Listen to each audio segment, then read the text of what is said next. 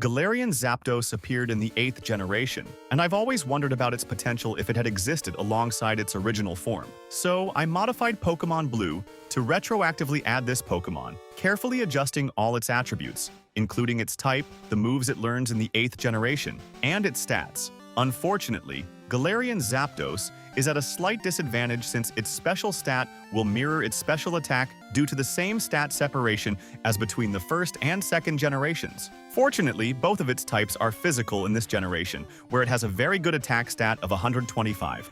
That's before considering its move pool, which contains way too many moves that didn't exist in 1995. The adventure begins as it should, with the first mandatory battle against the bug catcher at the end of Viridian Forest. The basic moves aren't great since Zapdos knows Peck, which, as we see here, should deal with the opposing Weedle quickly, and Focus Energy, a completely bugged move in this generation because its effect is inverted. But what worries me is the fight against Brock since both of his Pokemon will resist our only offensive move. Geodude in particular can crush us, so a grinding session is necessary. Disappointing for a legendary with such power. We return at an equal level with the move Light Screen learned. It won't be useful here though. It's Peck that does all the work since Zapdos' attack stat is its best asset. Thanks to its high speed, we have a good chance of landing critical hits. After taking down Geodude, we face Onix, who luckily doesn't know how to raise its defense. We just need to be patient and attack when it's not using Bide. We win the first badge, and the early game is finally conquered. It's time to cross Mount Moon. The many trainers along the way let us gain a few levels and, more importantly, learn a new move, Agility. Like with Articuno, we don't really need extra speed, but thanks to Brock's badge, every time we increase or decrease our stats in battle, our already excellent attack increases by 12.5%. You'll see its effect on Nugget Bridge, where Blue awaits us for a not-so-surprising battle. We start against Pidgeotto. To avoid as many sand attacks as possible, we bombard it with Peck. It's a 2H KO, thanks to our already elevated level. When Abra comes out, it's time to set up with Light Screen and 3 agilities. Now, we're ready to one-shot it. If Rattata puts up minor resistance with Quick Attack, it goes down in one hit as well. Finally, Squirtle has no chance against our buffs. We take the win and gain a bit of confidence since we head straight for Misty with the same strategy. Right from the start, we reduce the power of her water-type moves with Light Screen. This makes it hard for her to land a good hit, and after 3 agilities, we're ready to attack. Peck one-shots Misty's first Pokemon, giving us a chance to demonstrate our strength against Starmie. In 3 hits, the Starfish is defeated, earning us another badge while plenty of trainers still await before the next major battles. After a quick visit to Bill, we head to the SS Anne. Blue wants a rematch, but this time we don't even need to set up. We're far too powerful for our rival, even with just a 35 power move. The battle is over in just a few hits. Unfortunately, the next gym is against our former type, to which we're now weak. If we briefly set up against Voltorb, we can knock it out in 3 hits. However, electric attacks hurt us, even if Pikachu isn't the biggest threat Japan has ever known. After 2 turns, it's time to face Raichu. Sadly, our power is lacking, and when it gets the chance to use Thunderbolt, which happens more than once, it wipes us out. No matter. We retry the battle, and Lieutenant Surge's AI isn't the most optimized in this generation. This time, we're lucky not to take a Sonic Boom from Voltorb, leaving us with decent HP for the rest of the fight. Pikachu enters but is devoured by our bird in under 2 hits. Raichu immediately uses Thunderbolt, but this time, we're one step ahead. Thanks to better speed management and a poor tactical choice by Lieutenant Surge, as Raichu's HP enters the red, we managed to win. We could have postponed this battle for later, but since we succeeded, we saved some time by not needing to return to Vermilion City. Our next destination is Celadon City, guarded by a hiker in Rock Tunnel. If I were him, I'd take Brock's place as the first gym leader. Again, we don't have a type advantage, but we have slightly more tools now, such as using agility to get a better attack before relying on Peck.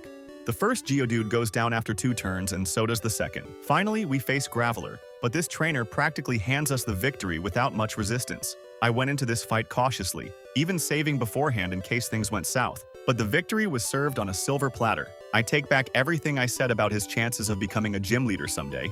Without hesitation, we head to Celadon and enter Erica's gym like a cowboy. I'll admit I was a bit impatient here since I'd already taught Fly to Zapdos, even though it learns Drill Peck at level 35, a much more practical move. Still, there was room for Fly, and it easily sweeps through Erica's team. That's great, as it lets us immediately challenge Blue again. His team struggles against our 125 attack stat and stab moves. The only Pokemon that offers resistance is Wartortle, but it's manageable. Next up is Koga. For this battle, we finally learned Drill Peck, replacing Peck. After setting up with 3 agilities, we can two-shot his Coughings and Muck. The main threat is Poison and the regular physical attacks from his Pokemon. Against Wheezing when things look dire, I make the controversial choice to use Fly, a weaker move, in hopes that Koga behaves like the hiker in Rock Tunnel. Once again, it works. Wheezing self-destructs during our Fly turn. We just invented the move Protect before it ever existed. The victory is ours, earning us another badge before heading to Cinnabar Island. I'm always a bit wary of the 5th rival battle, so I tackle Blaine's gym first to gain experience. Right off the bat, his Growlithe chooses not to attack, letting us fully set up with Agility and Drill Peck. 2 hits later, we face Rapidash, which wastes its turn using a Super Potion. The fight goes smoothly and Arcanine is a 2-shot as well. Now, will Blue be just as accommodating? He doesn't start off easy. We set up against Pidgeot, which almost wipes out our HP. Once ready, we handle his team efficiently. Growlithe isn't a threat as we have seen against Blaine. We have a type advantage against Exeggcute, and our quadrupled speed ensures we outspeed Alakazam. Finally, Blastoise can resist us but uses Water Gun at this stage, which is laughable against our Light Screen. It's more refreshing than threatening before we impale it with one last Drill Peck. It was a close call at first, but the badge glitch puts us in a comfortable position once activated. It's time to face Giovanni for the first time. The battle at Silph Co doesn't worry me too much. We'll set up against Nidorino, take it down, and then warm up against Kangaskhan. Here, we can 3-shot Rhyhorn, which is reassuring given that we're relying solely on physical attacks to win our battles. Incidentally, Galarian Zapdos doesn't learn any fighting-type moves that existed in the 1st generation, which could have made dealing with the nearby challenges easier. After a quick interlude with Nidoqueen, we've just freed a corporation, putting us in a good position to face Sabrina. That's great and all, but there's a small issue. We'll technically be weak to her Psychic-type moves. This will cause problems when we try to set up against Kadabra, first with Light Screen, and then with just 1 agility, since we'll have lost 90% of our HP. Fortunately, that's enough to one-shot Kadabra, then Mr. Mime. The next Bug-type Pokemon has no chance either. And finally, can we take down Alakazam in 1 hit? Yes, we can. Perfect. That's 7 badges and a round of applause from the judges. We've just had a match against Giovanni, and here again, we're not affected by his ground moves while resisting his normal-type attacks. This becomes a matter of pure firepower, making 3 agility boosts essential, and Giovanni decides to help us out. With Rhyhorn, he lowers our defense, but he also increases our attack through the badge boost glitch without us even asking. After 4 Drill Pecks, Rhyhorn falls, and now we can admire Zapdos' power. Dugtrio is 1-shot, and the 2 Nidoking and Nidoqueen evolutions that follow are 2-shot without them being able to intervene. Now, there's just Rhydon left. Its HP steadily drops until it decides to attack with Stomp. Unfortunately, our defense was too low, and we lose the fight. It's a little reality check. But when we return to the battle with better preparation, 2 attempts later, we managed to pull through. It wasn't too complicated in the end. The battles against Blue haven't changed much, as we're still using the same strategy due to a lack of better options. He just has an additional Rhyhorn, which also boosts our attack with Tail Whip. It's simply a matter of tanking his Pokemon's moves once again, and access to the Pokemon League is unlocked. Now things are about to get interesting. While our strategy was very effective throughout the journey, we don't have many backup solutions if things go wrong, and they will. The first trainer, Lorelei, uses a lot of Ice-type moves, which we take neutrally, but they still deal significant damage. We lose outright to her Dugongs. Back to the Pokemon Center, and it's clear we need to train, leading to the second grinding session of the challenge. Even at level 55, Lorelei is still too tough. The good news is that we can train within the league itself. We don't really need money anymore, and the further we get, the better. So we make a new attempt at level 62, which has the potential to go far. Unsurprisingly, we hit much harder now and can better withstand Ice Beams, Aurora Beams, and other moves along the way. When Cloyster uses Blizzard, we're sturdy enough to tank it and 2-shot it.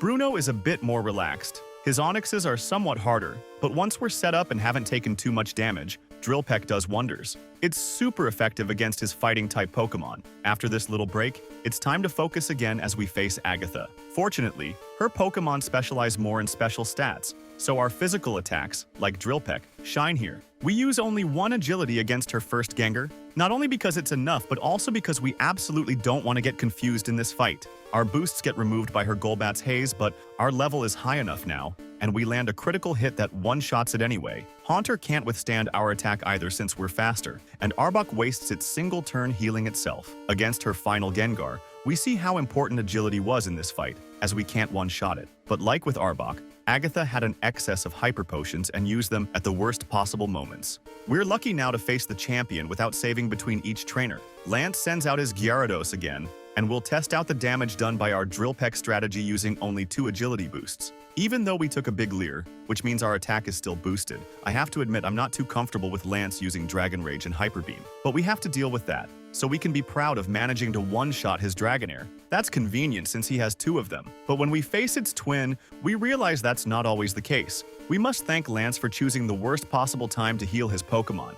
No complaints from us. 1 critical hit takes care of the second Dragonair. Still, I'm not thrilled to face Aerodactyl, and it was nerve-wracking when it landed a critical bite against us. But luckily, it also suffers a critical hit, letting us secure another KO. Now, we really can't afford any mistakes against Dragonite, which seems to think it has figured out our strategy by using agility. In hindsight, I should have realized this earlier. Lance naturally prioritizes Psychic-type attacks against a fighting Pokemon, and his 3 dragons all know agility. That makes them harmless and even useful for setting up, just in case we need to face him again. In any case, with some well-placed Drill Pecks, we'll take down the pseudo-legendary Pokemon. We're almost there. Just our rival remains. Against him, our strategy has worked more or less well throughout the battles using Galarian Zapdos, so without delay, I think we can take him on. Pidgeot, however, proves to be a pain with its super effective flying attack. If Blue had optimized its moves, it could have ended us. After 3 agility boosts and losing 4/7 of our health, we're ready to charge.